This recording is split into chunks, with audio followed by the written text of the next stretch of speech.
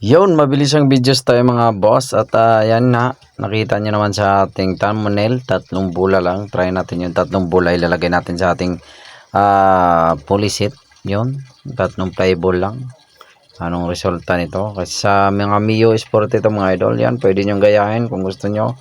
Pero ito ay ano lang, masusing ano lang to, yung masusing try and error lang to mga boss, kasi wala na kasi tayong usually ginagawa yung mga ganitong tuning pag low budget na, wala na pambili ng tamang bola talaga or gustong maggaan ng bola. Yan kasi yung mga bola natin ay medyo gastado na yung iba, kaya pinili ko na lang yung maganda. At dati yung bola natin nung naka 59 tayo, ang timbang ng bola natin ay 12 sagad talaga, yung walang butas. Yun ngayon kasi medyo wala na back to stock na tayo, hirap na siya sa ano, kumbaga masyado na siyang high speed.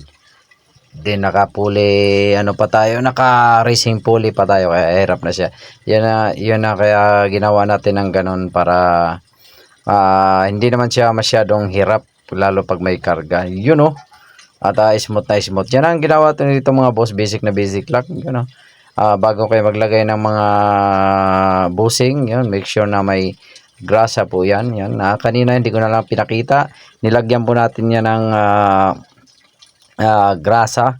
Yung pinaka, ano, yung sa may busing na yan.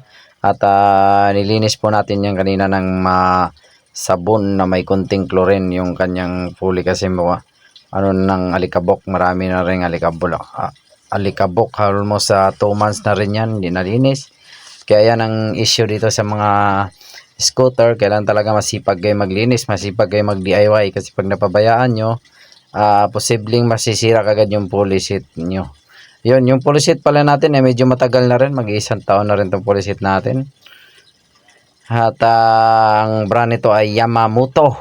Yun oh, Yamamoto, baka naman.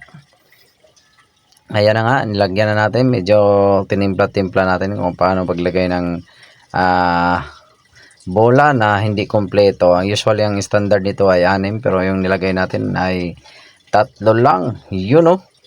At yan, isasalpak na natin yan mga boss. At gusto ko lang magta-thank you kay Chian Vlogs and Ella Bone, sa lahat ng mga sumuporta din sa atin at nakakilala sa atin sa ating YT channel at sa Aga Cesar Work sa ating FB. Yun kung bago lang kayo dito sa aking YouTube channel guys, pa-subscribe naman natin yung YouTube channel at pa-hit na rin yung notification bell para updated kayo sa aking mga susunod na vlogs. You know, yung mga more kung mahilig kayo sa mga DIY mga boss, kung kayo ay nasa liblib na lugar, nasa probinsya, malayo kayo sa mga shop, yun, pwede nyong gayahin tong mga discarding mga malupitan natin.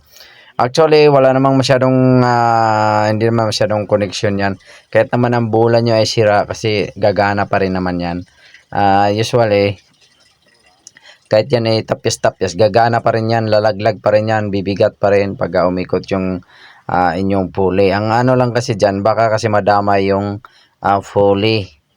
Yan, yung pulley seat. Yan, baka madali yung mga dinadaanan ng bola, baka masira. Kaya minsan yung iba pinapalitan yung mga sobrang silan. Pero sa atin mga boss, hindi masyado tayo nagpapalit sa mga bola kasi wala namang masyadong connection yan.